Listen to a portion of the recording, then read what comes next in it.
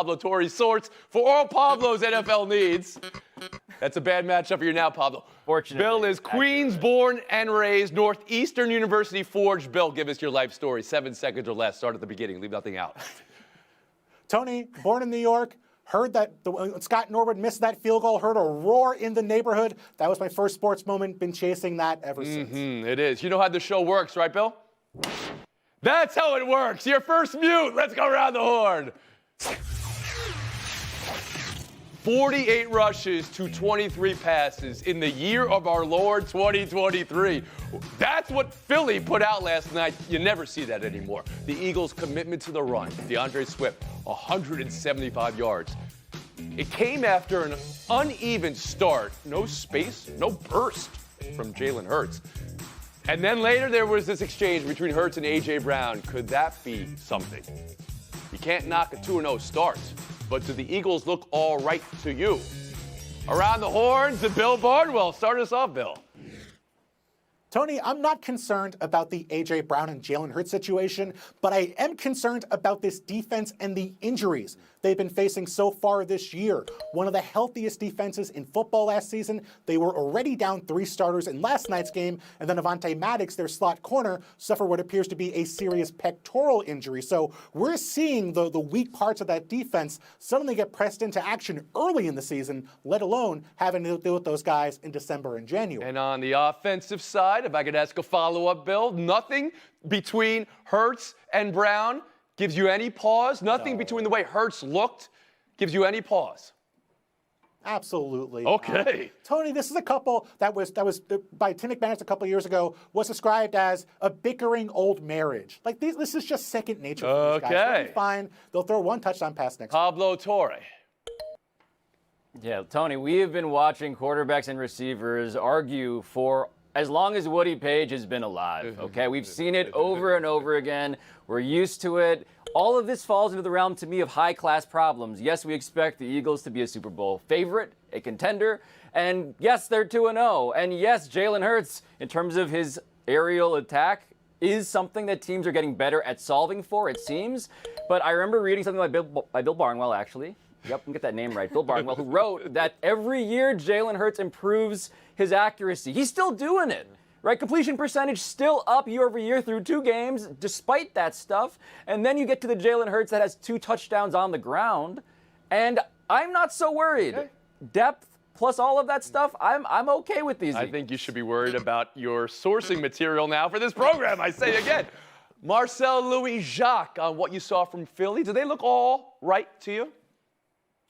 Yeah, I think they're fine. Ultimately, 2-0 is the only stat that matters. It doesn't matter the way you get there. What matters is the pot of gold at the end of the rainbow. In terms of their passing attack, Jalen Hurts still averaging almost 10 yards or air yards per attempt. That would be a new career high if he sets it or keeps it over the course of the season.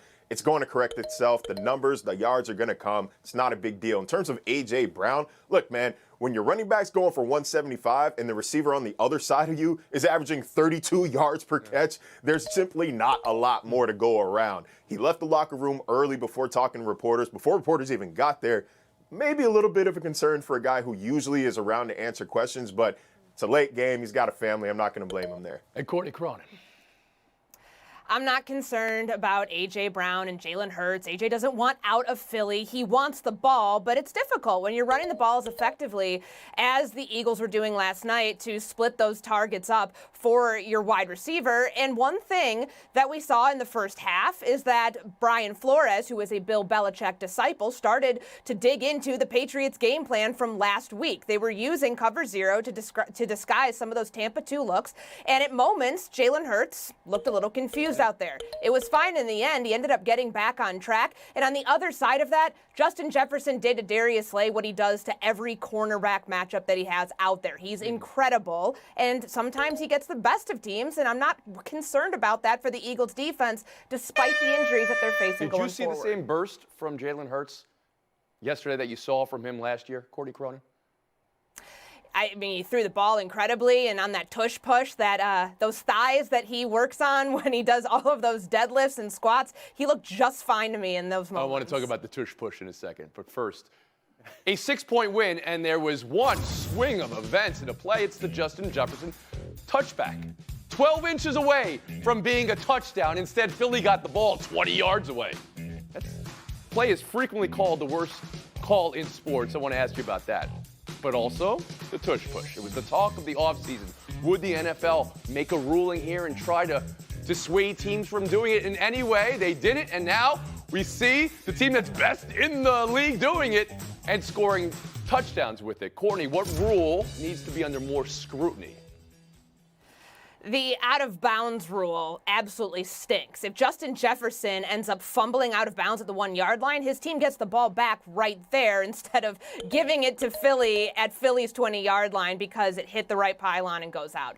I don't like this rule, and this ended up swinging the game because Philly ends up going 2-minute mode. They wear out the clock after that big run, and then they kick the field goal to end the half. So instead of the Vikings having the lead going into halftime, they're trailing, and we know that they were never able to capture the lead again. Bill Barnwell?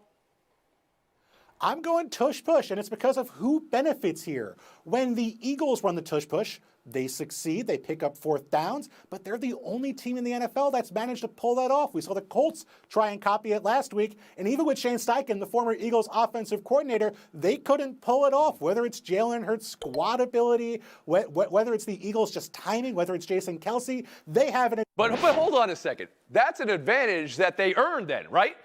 Why would you penalize one team for doing something so well? Bill? They have the secret that apparently is too hard to find on tape. But the out-of-bounds rule, it's bad for everybody. So no one benefits from that. Pablo Torre, let's be honest here first about the tush push. They do it better than anybody. Shouldn't they be allowed to do it? Is a question that we asked at the end of last season. The league seemed to talk it out a little bit. Some thought they were going to do something to prevent it, but here we are and we're seeing it again.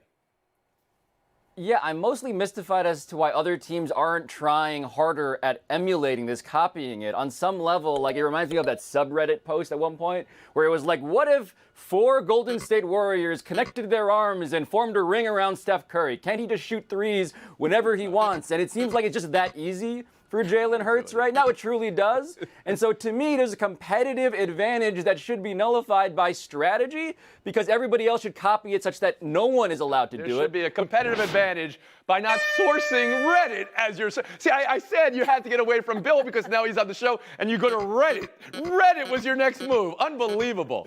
Marcel Louis-Jacques. This is just a fun debate, right? It's 2 rules here. One was the touchback rule and the other is the lack of a rule, the tush push. What do you think should be under more scrutiny? I think the touchback rule has to be under more scrutiny because it receives universal hatred every single time we see it. But at the same time, it is very much a rule. It's 2023. At this point, if you're getting loose with the ball at the goal line, you kind of deserve what happens to you. It sucks, but Justin Jefferson, he's catching, he's trying to make a play that close to the goal line. If you don't have a firm grasp on the ball, don't reach for the pylon. It sucks. We hate it, but the rule is the rule. So you put some of it on the player. One more story from last night. Minnesota side. Last year, they were 11-0 in one-possession games. This year, they're 0-2 already. The turnovers last night. Woo! They got 4 touchdowns and 70% completions from Kirk Cousins. And not a win to show for it. Bill, let me ask you this. Is there any fire to the smoke that Cousins could be available for a trade and Cousins to the Jets could be something that percolates over the next couple of weeks?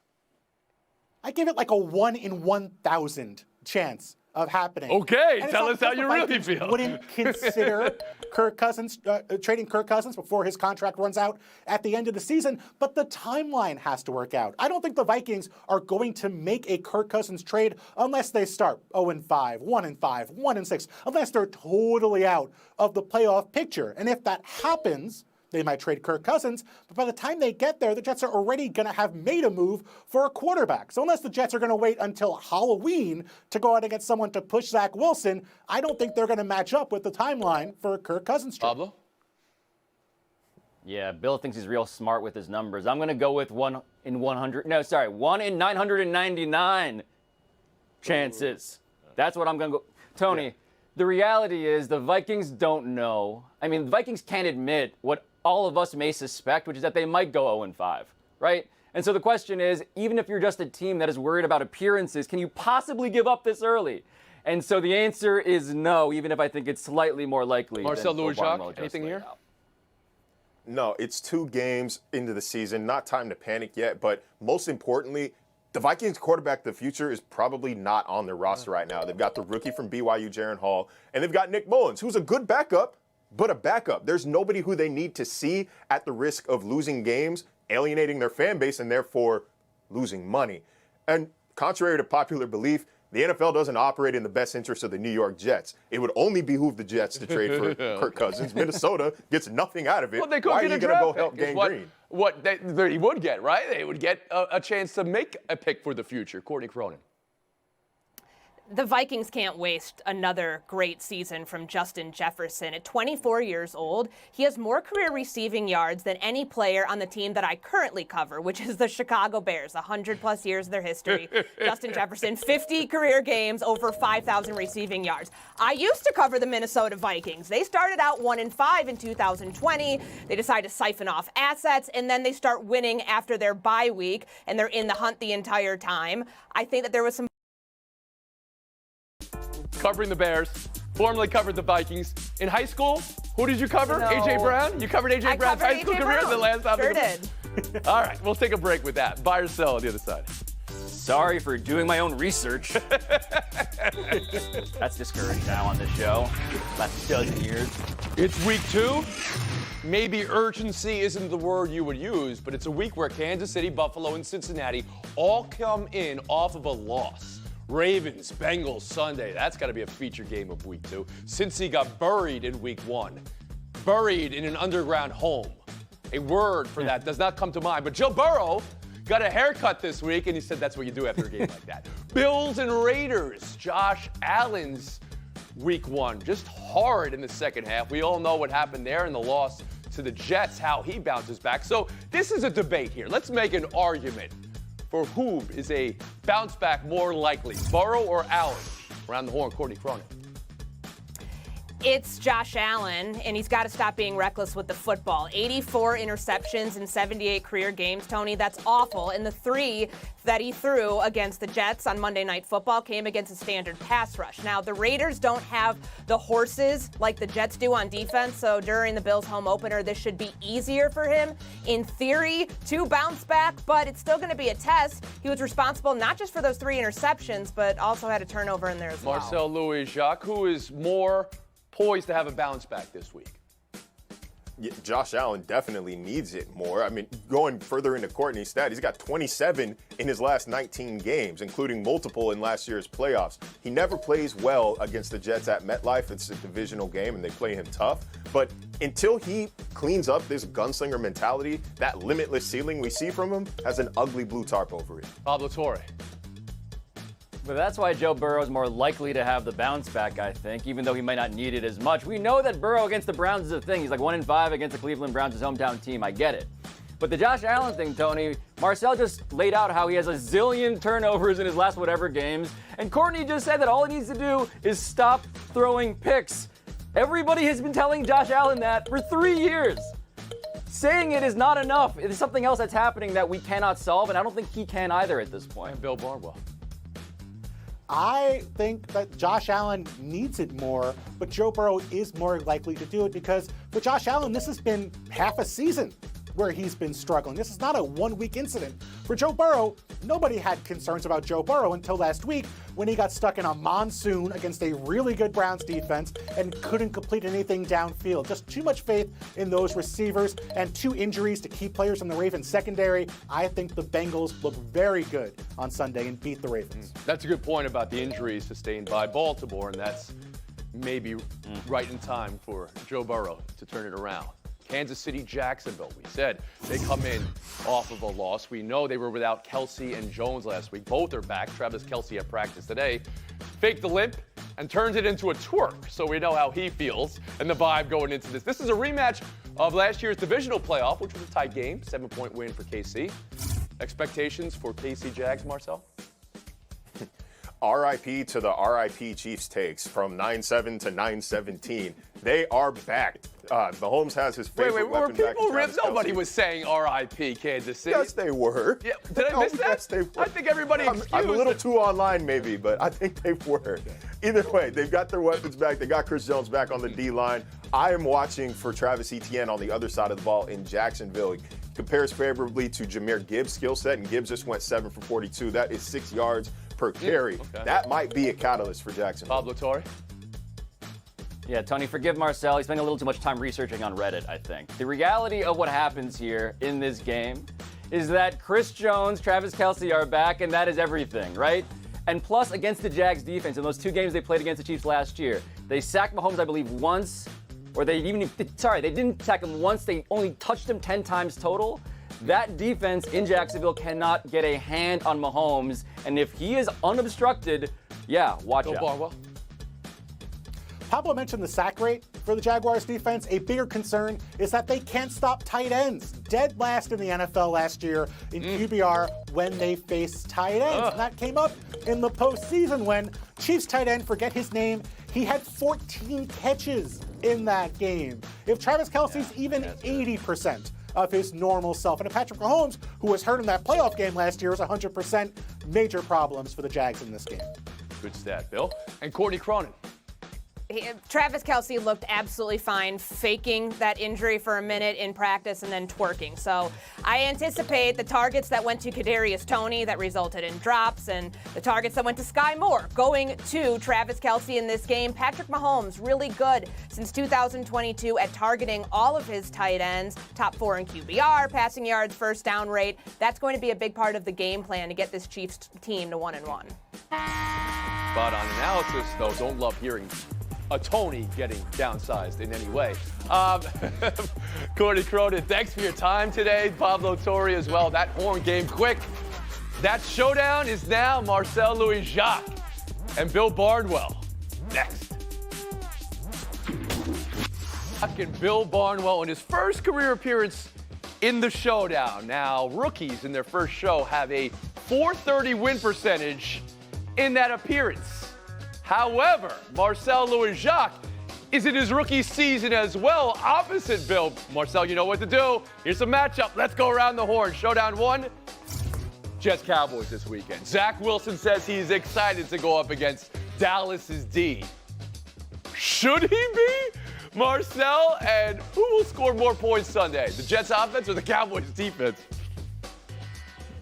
Look, man, Zach Wilson probably thought he would never start another NFL game. So, yeah, be excited. Your career's not quite over yet. Okay. That excitement might turn to fear, and I think Dallas's defense outscores New York's offense. Bill Barnwell? I disagree. I think New York's offense outscores Dallas's defense just because they have a lot of practice time tackling after turnovers over the past couple years. Robert Saleh's a great defensive coach. He's coached up that offense. Get after your guy. You think Zach Wilson is going to show up in this game, and this is going to be a game this weekend, Bill? No. Okay. All Absolutely right. not. I wasn't sure where you were going there. Okay. Well, split. Everybody's got Dallas big. We'll split the point. We'll move on. Dolphins, Patriots. Tua coming off the 466 game versus Bill Belichick. What do you see, and what do you set the over/under at for Tua in this matchup, Bill? I go 264.5. He's going to get his here and there. Too much receiving talent to work with there. But I do think they play slower. I think the Patriots do a good job on defense. I really think the Dolphins defensive line dominates this game and beats up Mac Jones. Marcel? I'll take Bills over. Tua has never lost to Bill Belichick. He's also never thrown for more than 300 yards. So one milestone at a time. But you're going over. I'm going over too. And Marcel Louis-Jacques getting the win over Bill Barnwell in his first show. There you go, Marcel. Take your FaceTime. As myself, Courtney Cronin, and hundreds of other sports writers hit the airport to travel this weekend, I thought it's a good time to bring up some airport etiquette. First at security. When your bag goes through the machine, push it to the end of the row. Don't just crowd the exit. Also, when you're boarding, if you're group 8, go away. Don't stand there when it's group 4 because I'm confused too. And last but not least, when we land, sit down. Stand up and wait your turn. Don't try to push forward. You're going to get off the plane. I promise. That has been my rant. Great FaceTime. Grinds My Gears FaceTime. We love those. Marcel, win number 2. Bill, show 1. Thank you so much for your time. And you got a little time here. You can thank anybody you want to. Hey, consider it a bonus FaceTime, please. Ooh, I will thank my family. I love them. They got me here. And I'll thank Pablo Torre for putting my takes There in you front go. of the national Yes. audience and Bill's on finally- fire. Yes. We call that a barn burner. Thank me. Don't be a stranger, Bill. Come back anytime. We'll see you Monday.